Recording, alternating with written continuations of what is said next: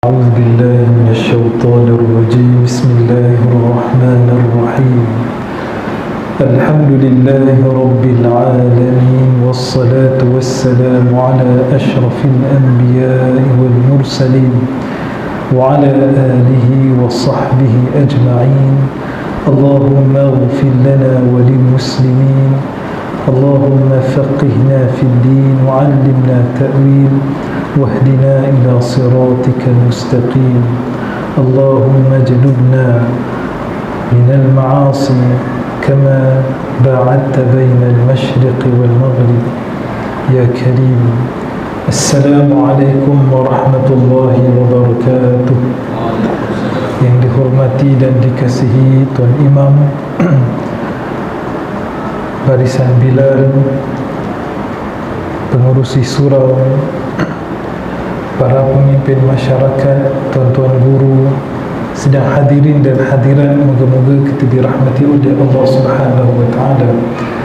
Alhamdulillah summa alhamdulillah. Insya-Allah pada malam ini kita akan menyambung perbincangan dan pengajian kita menerusi kitab Al-Fiqhul Manhaji di dalam babul muamalat, di dalam topik-topik seputar hukum hakam berkaitan dengan kewangan dan perniagaan.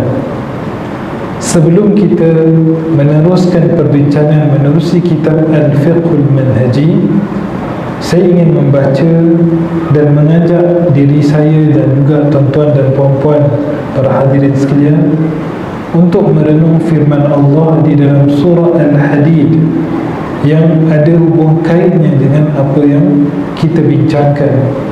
A'udzu billahi minasyaitonir rajim. Bismillahirrahmanirrahim. آمنوا بالله ورسوله وأنفقوا مما جعلكم مستخلفين فيه وأنفقوا مما جعلكم مستخلفين فيه فالذين آمنوا منكم وأنفقوا لهم أجر كبير. Sadaqallahul Azim. Suratul Hadid ayat ke-7. Di dalam ayat ini Allah Subhanahu wa taala berfirman, berimanlah kamu kepada Allah dan Rasulnya. Aminu billahi wa rasulih wa anfiqu mimma ja'alakum mustakhlifina fihi. Dan keluarkanlah harta, infakkanlah harta, mimma daripada harta-harta ja'alakum mustakhlifina fihi, yang mana Allah Ta'ala menjadikan harta-harta itu buat kamu sebagai kamu ini mustakhlaf. Kita diberi gelaran dalam ayat ini. Allah Ta'ala berfirman, belanjakanlah daripada harta yang mana harta-harta itu dijadikan kepada kamu sebagai mustakhlafin, yang dekat dengan kalimah khalifah. Khalifah antara maksudnya pengganti, ya? Mustakhlafin bermaksud yang mana Allah menjadikan kamu sebagai pemegang amanah. Jadi ayat ini subhanallah mengingatkan kita bahawa dalam urusan harta, segala yang dimiliki dari sudut hukum syaraknya, bahawa dari sudut hukum dunianya ini adalah dimiliki oleh kita. Tetapi ketahuilah tuan-tuan dan puan-puan, seluruh harta ini secara hakikatnya dimiliki oleh Allah, dan kita adalah mustakhlifin. Kita adalah di kalangan orang yang diberi amanah terhadap harta tersebut. فَالَّذِينَ آمَنُوا مِنْكُمْ وَأَنْفَقُوا لَهُمْ أَجْرٌ كَبِيرٌ.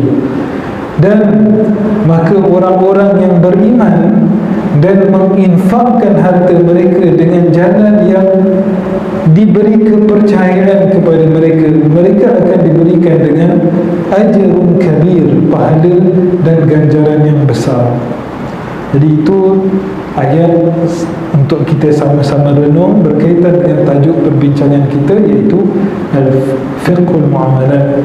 Kita pada malam ini akan masuk dalam bab yang baru di dalam kitab Al-Fiqhul Manhaji, iaitu galakan ataupun satu topik yang dipanggil iqalah.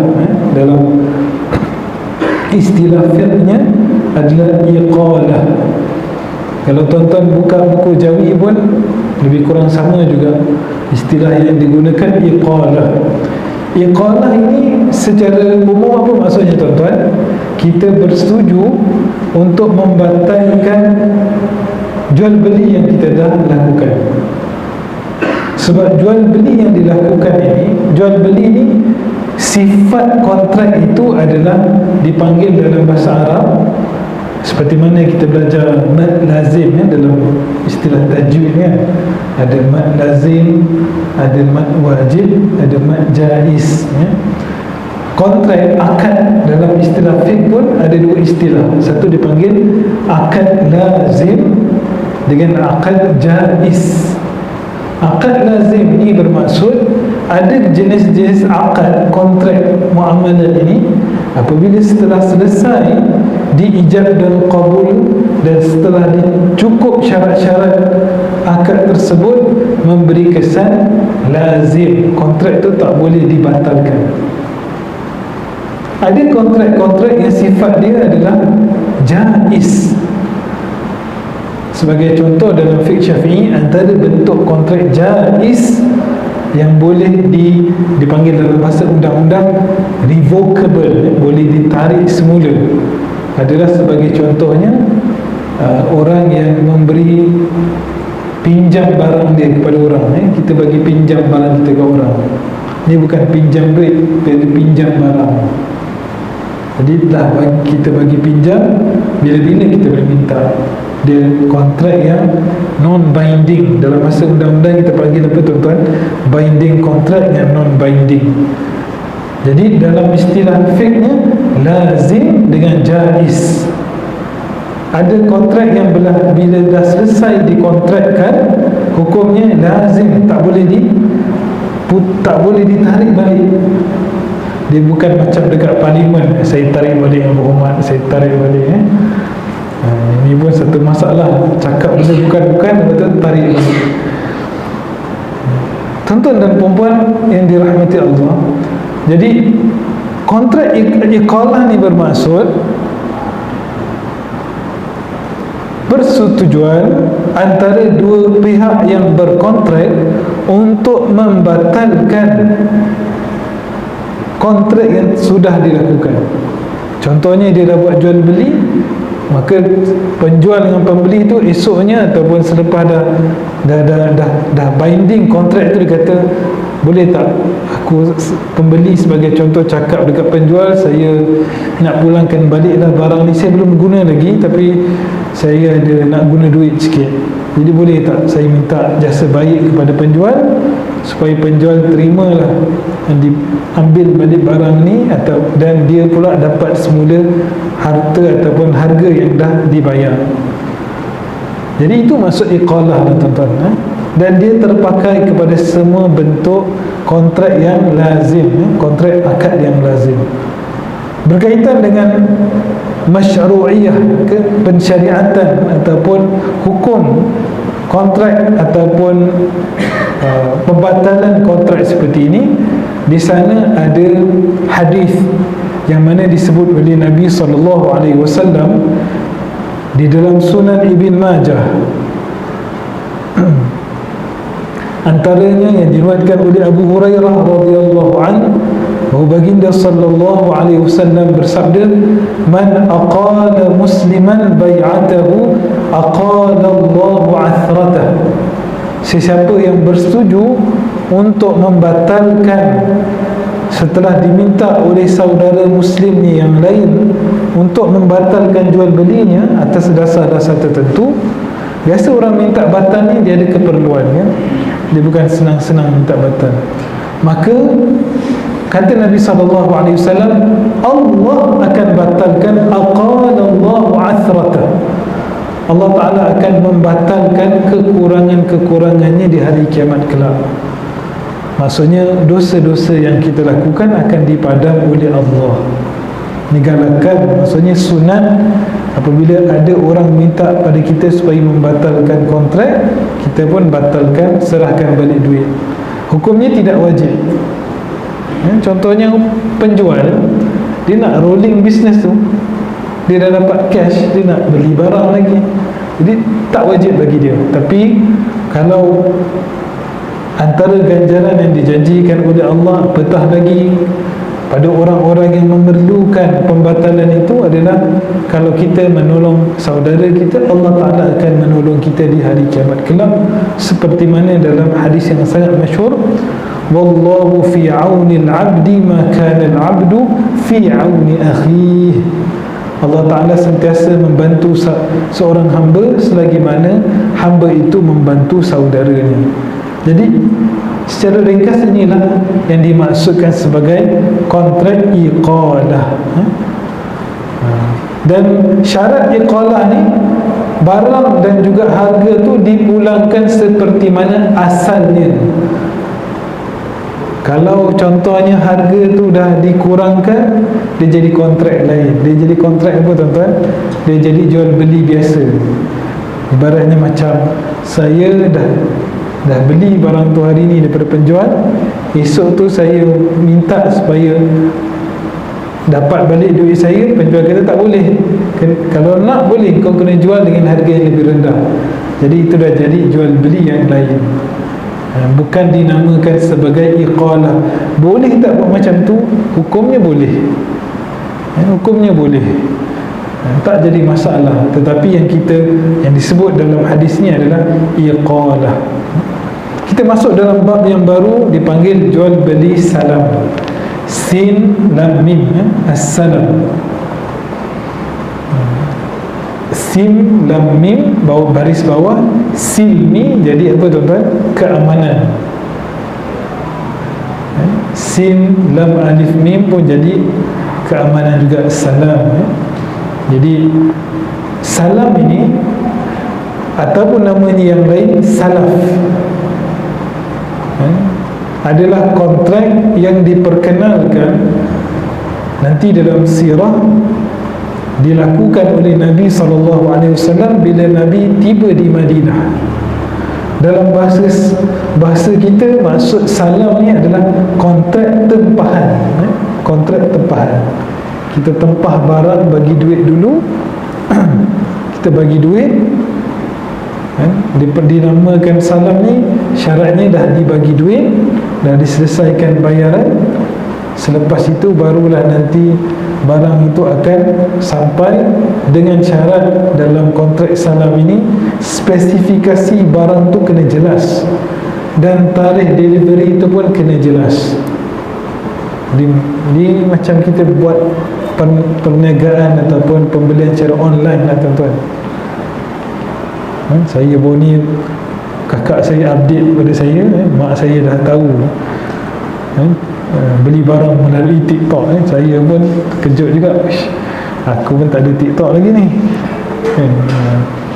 Jadi maksudnya orang dah beli barang secara online ni macam-macam lah. Orang beli daripada Shopee lah, beli daripada TikTok, dan kebanyakan ada yang COD, ada yang bayar duit dahulu dan sebagainya. Dan yang dinamakan salam ini adalah bayaran penuh yang dilakukan secara awal, kemudian barang itu dibeli menurut spesifikasi yang diiklankan dan perlu dihantar seperti mana sudah dipersetujui tarikh penghantarannya. Berkaitan dengan kontrak salam ni tuan-tuan, dalam sirah seperti mana diriwayatkan oleh Ibn Abbas radhiyallahu anhu, sepupu Nabi, Ibn Abbas sepupu Nabi, yang merupakan anak kepada Sayyiduna Abbas, pakcik Nabi radhiyallahu anhu. Abdullah bin Abbas, subhanallah, antara ulama ataupun di kalangan sahabat yang dipanggil sebagai hibrul ummah, maksudnya dia adalah pendeta bagi umat ini, seorang yang sangat alim. Didoakan oleh Nabi supaya diberikan kefaqihan dalam agama dan diberikan kemahiran takwil, iaitu tafsir Al-Quran. Ibn Abbas adalah di kalangan ulama, di kalangan sahabat ridwanullahi alaihim ajma'in. Ibn Abbas radhiyallahu anhuma berkata bahawa apabila Nabi SAW tiba di Madinah, bila Nabi sampai ke Madinah, ketika Nabi sampai itu, orang Madinah berjual beli ataupun berdagang dengan tamar ataupun buah-buahan yang mereka ada. Seperti mana yang kita tahu, di Madinah ni berbeza di Mekah, ada tanam-tanaman, terutamanya buah kurma. Kalau di Mekah, tempat perdagangan buah-buah sampai ke Mekah. Kalau tuan-tuan baca Al-Quran dalam surah Ibrahim, apabila apabila Nabi Ibrahim meninggalkan Nabi Ismail dan Hajar di Makkah, apa yang disebut dalam surah Ibrahim? Fi wadin ghairi dhi zar'in inda baitikal mukarram. Aku meletakkan anakku bersama dengan ibunya di tempat wadin, lembah, ghairi dhi zar'in, yang tidak mempunyai sebarang buah-buahan dan pokok-pokok. Tetapi apa doa Nabi Ibrahim? Supaya afidatan minan nasi tahwi ilaihim, ya Allah, jadikanlah hati-hati manusia ini terdorong mencintai bumi Mekah. Dalam ayat yang lain, dalam surah Al-Baqarah, idh qala Ibrahim rabbi ij'al hadzal balada amina warzuq ahlahu minas thamarat, ya Allah, jadikanlah bumi ini bumi yang aman dan kurniakanlah segala macam buah-buahan untuk bumi ini. Maksudnya buah-buahan, walaupun di Mekah ni tempat yang tidak berbuah, tapi buah-buahan satu dunia datang. Sampai sekarang kita laksanakan umrah ataupun haji, pergi kat Bin Daud tu, buah rambutan pun boleh cari, tuan-tuan. Buah durian saya tak dengar lagi khabar dah sampai ke belum buah durian. Kot ada lah lepas ni. Jadi tuan-tuan dan puan-puan, di Madinah berbeza dengan Mekah. Orang-orang Madinah bercocok tanam, terutamanya buah tamar.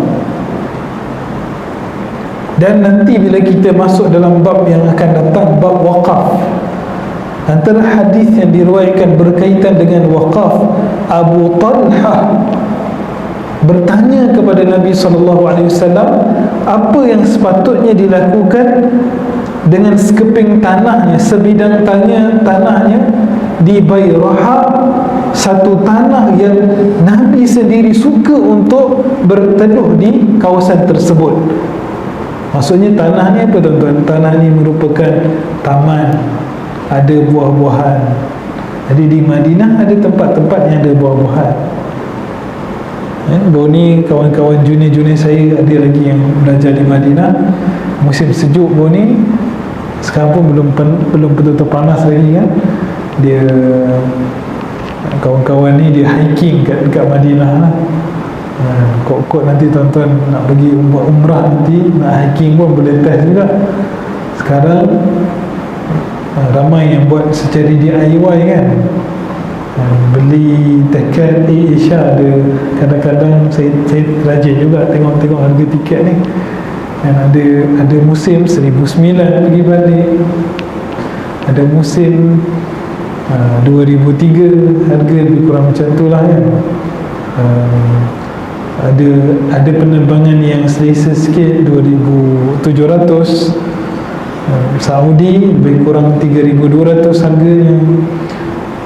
Tapi visa harga 480 riyal, tahan selama setahun, boleh keluar masuk banyak kali selama 90 hari. Kan? Ini yang boleh dilakukan sekarang. Termasuklah kalau tuan-tuan menaiki penerbangan Saudi Airlines, pergi ke mana-mana destinasi, ada stopover dekat Jeddah tu, kalau lama kita boleh melaksanakan umrah. Jadi option tu banyak lah sekarang, boleh buat sendiri. Kat sana pun ada Uber, ada Karim, kan.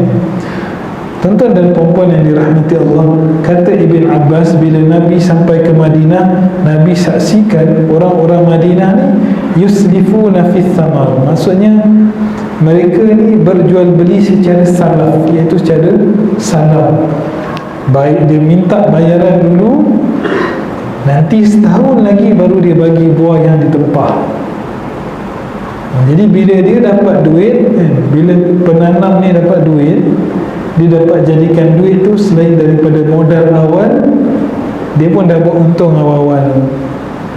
Pembeli pula sebab dia bayar awal, dia dapatlah harga yang lebih murah berbanding dengan kalau buah tu dah siap-siap masak, sebab dia beli awal. Cara ekonominya macam itulah tuan-tuan. Tapi itulah yang dilakukan oleh orang-orang di Madinah. Kadang-kadang kontrak itu memakan masa setahun, kadang-kadang 2 tahun. Maka kata Nabi SAW, man aslafa falyuslif fi kailin ma'lum wa waznin ma'lum ila ajalin ma'lum.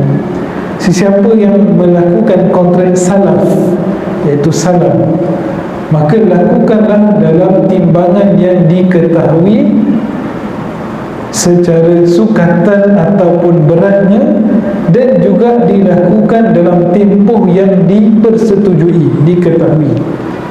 Maksudnya syaratnya kena beritahu siap-siap bila barang tu deliver,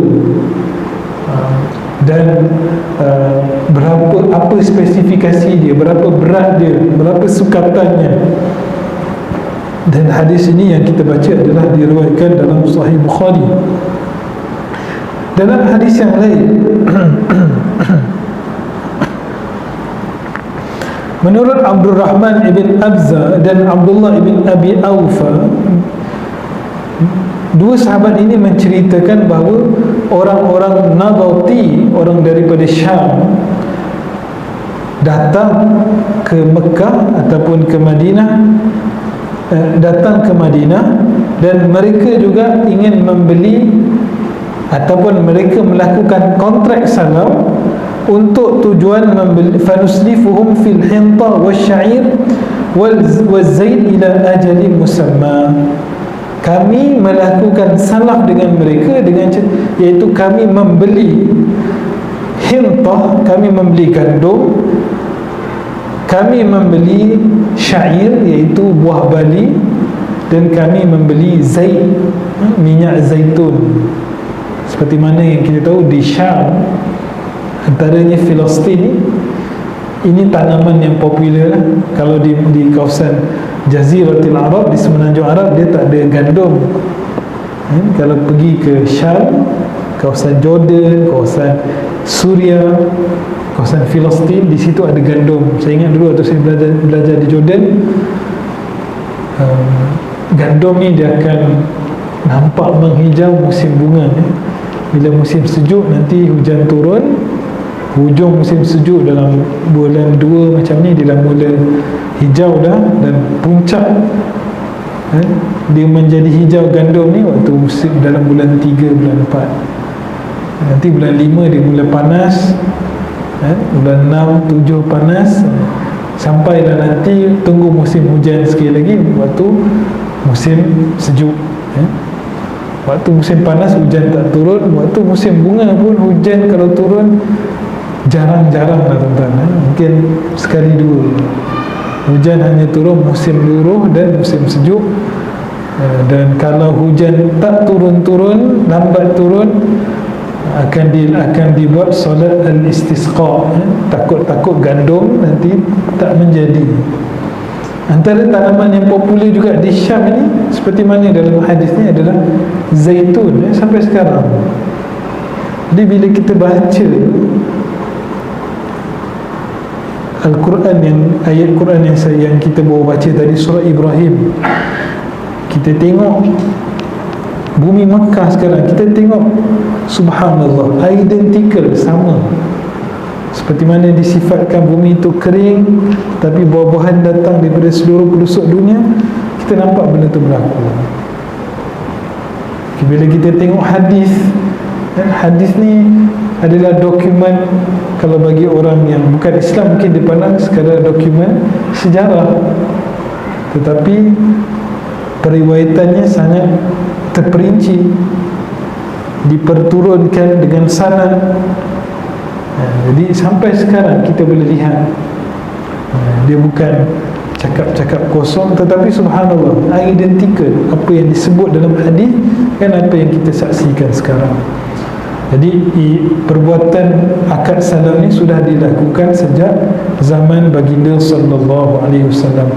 Di antara sunnah dalam seseorang melakukan kontrak tempahan ini, menurut Abdullah ibn Abbas radhiyallahu anhuma,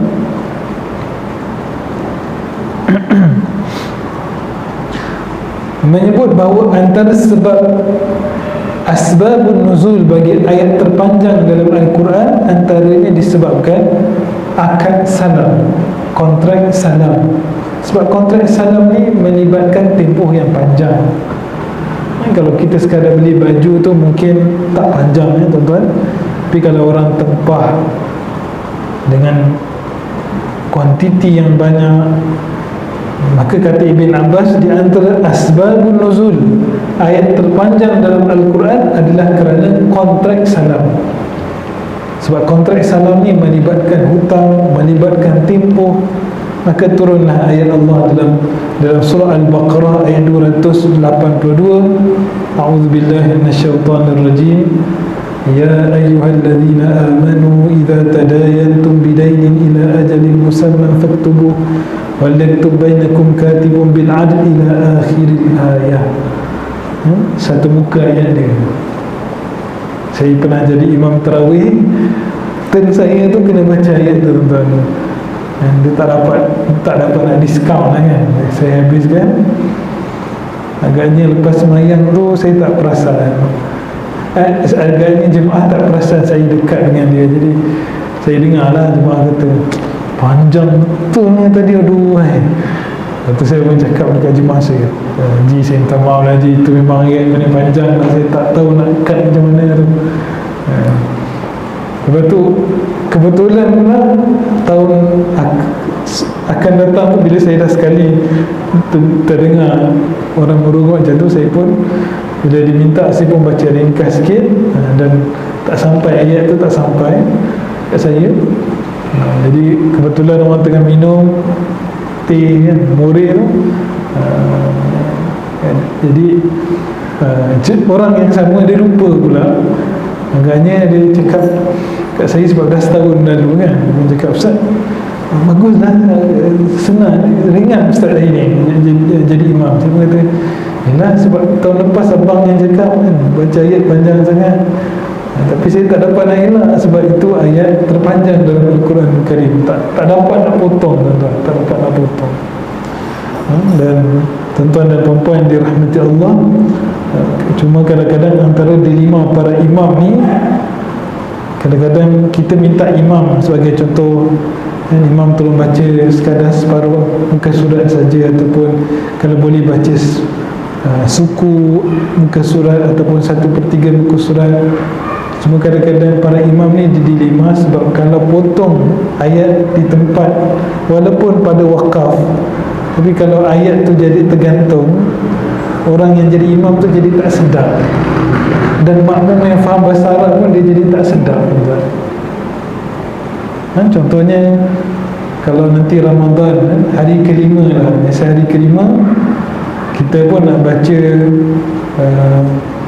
kalau surau-surau ataupun masjid-masjid yang dia punya tertib bacaan tarawih dia adalah, dia akan mula baca daripada muka surat pertama dan daripada juzuk yang bersesuaian dengan malam. hari tersebut. Kalau malam pertama, dia baca sebagai contoh 2 muka surat pertama, juzuk pertama. Esok malam dia baca 2 muka surat pertama, juzuk kedua. Bila sampai pada juzuk kelima, tuan-tuan, sebagai contoh, ayat pertama juzuk kelima apa, tuan-tuan? Wal muhsanatu minan nisa'i illa ma malakat aymanukum kitaballahi alaikum. Dan wanita-wanita yang telah dikahwini. Ayat tergantung, sebab ayat itu berkaitan dengan ayat sebelum, golongan yang haram dinikahi. Jangan menikahi ayah orang yang sudah dinikahi oleh ayah kamu. Jangan nikahi emak, jangan laki sekian sampailah, dan wanita-wanita yang menjadi isteri orang. Jadi bila mulakan ayat tu dengan ayat pertama, tergantung. Jadi itu antara dilema imam-imam yang saya sekadar sebut ni supaya tuan-tuan dapat faham. Kita cuba hayati ayat tu dengan maksudnya. Kita cuba raikan makmum supaya tidak terlampau panjang. Dalam masa sama, kita tak nak juga ayat itu terpotong maksud dan tergantung maksudnya. Apatah lagi malu apabila imam tahu di belakang tu ada orang yang boleh faham bahasa Arab. Jadi imam pun akan jadi sebersalah. Apatah lagi kalau imam tu pun boleh memahami ayat itu dengan baik. Wallahu a'lam bishawab. Jadi itulah berkaitan dengan kontrak salam ini, tuan-tuan dan puan-puan. Syaratnya adalah seperti mana syarat jual beli, tetapi tambahan syaratnya adalah harga tu perlu diselesaikan upfront, awal-awal lagi. Dinamakan kontrak salam ni, bayaran perlu dilakukan secara penuh. Kalau bayaran secara tidak penuh, tu sekadar booking je lah. Maksudnya jual beli belum berlaku lagi. Kita beli kereta, kita sekadar letak booking je. Bila betul-betul beli, barulah jual beli berlaku dalam future date, dalam tempoh akan datang. Tapi dalam kontrak salam ni, kontrak tu selesai sekarang, dan kontrak tu jadi lazim, dia jadi binding, tak boleh ditarik balik. Dan orang yang menjual barang tersebut, kalau dia tak mampu hasilkan, dia boleh beli, dia boleh sama ada dia hasilkan buah tersebut atau dia sendiri carilah beli daripada orang lain. Tak semestinya dia tanam pokok tu. Yang penting selagi mana barang yang disediakan tu seperti apa yang dipersetujui, maka sahlah kontrak tersebut. Itulah sedikit sebanyak berkaitan dengan kontrak salam. Ada soalan, tuan-tuan dan puan-puan?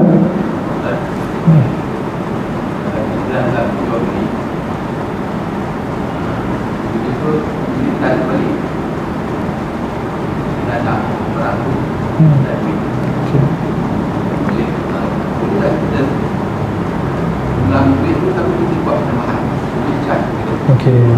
Soalan, kalau ada yang mungkin tak dengar, apa hukum ataupun apa kaedah yang boleh dilakukan kalau pembeli datang balik kepada penjual, dia minta batalkan kontrak itu, kemudian penjual minta bayaran sebab dia batalkan.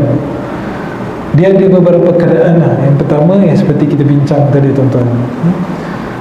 Sebelum kita bincang kontrak salam tadi, kita sempat bincang kontrak iqalah, pembatalan jual beli ataupun pembatalan kontrak-kontrak yang binding, yang lazim.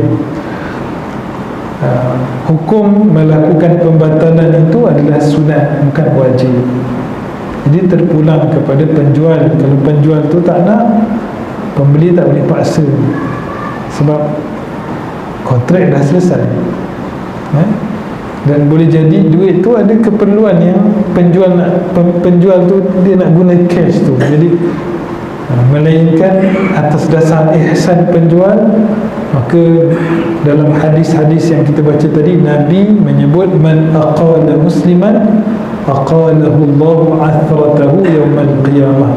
Siapa yang membantu membatalkan kontrak saudara muslimnya yang lain, maka nanti di hari kiamat Allah akan membatalkan dosa-dosa yang dilakukan. Jadi hukumnya sunat.